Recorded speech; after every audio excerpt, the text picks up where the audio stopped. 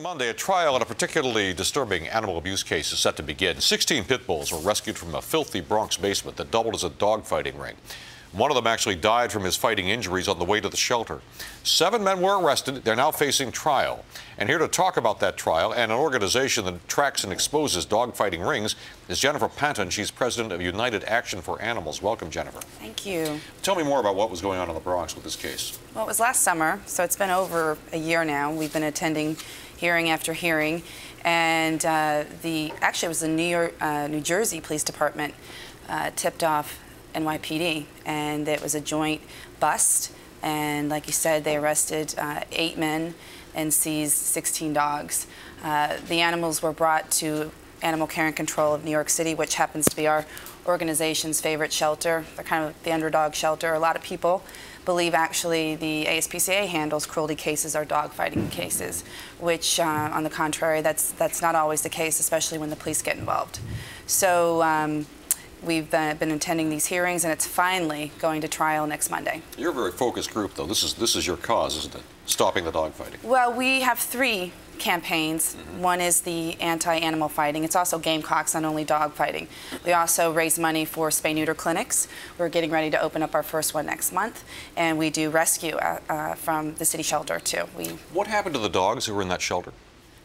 Not the shelter, but I mean, I'm sorry, in the dog-fighting ring that was broken up in the Bronx? About 4 of them were so severe, aggression-wise, they had to be euthanized.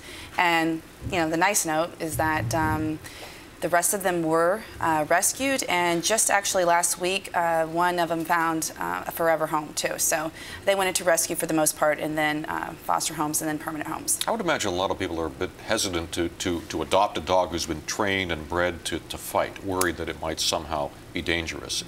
How do you make certain that it isn't? No, well, it's true. I mean, you have to be very careful rescuing these animals out from the shelter. They do temperament tests at Animal Care and Control.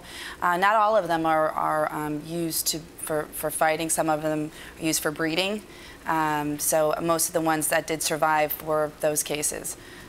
Or even what they call bait dogs, which are usually smaller dogs, not aggressive dogs that they use for practice, which is really horrific.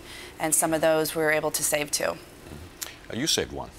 That's what got you involved, isn't it? It is. His name is Anthony. He's a pit bull. I adopted him officially about 2 years ago. He wasn't a fighting dog. He was a cruelty case. He was abused, allegedly, by his owner. And I was lucky. I fostered him for 7 months. And prior to that, he was in the shelter for 7 months. So that's what got me involved in understanding that these cruelty cases need a lot of attention. They've fallen through the cracks, and the ASPCA needs help, and that's why we're doing this for Animal Care and Control. It's sometimes heartbreaking because dogs who are rescued from these dogfighting rings end up stuck in shelters. And difficult to get them out. Well, that's what really just broke my heart about Anthony, is that ACC is not equipped for long-term care, as some of the other shelters are. They take in over 110 animals a day, and you know, they don't have the stimulation and enrichment in the shelters. But if you look at Michael Vick's cases, the ones that were able to go out and rescue, some of them have found homes, but they really do need the environment where they're enriched and exercised and given a lot of love. They can recuperate, but it does take a lot of therapy, working with different behaviorists, animal behaviorists, and just mostly just attention and love and just nurturing them back. As part of your campaign against animal fighting, you have a $1,000 reward for anybody who turns in someone who eventually is convicted, arrested and convicted. Exactly. Is that paying off yet? We just started it, so it's too soon to tell, but we're planning on blanketing the Bronx community when we go out next week, so hopefully we'll be able to get some more. There's definitely cases still coming in, not as high profile, 1 or 2 dogs, you know, basement fighting, street fighting.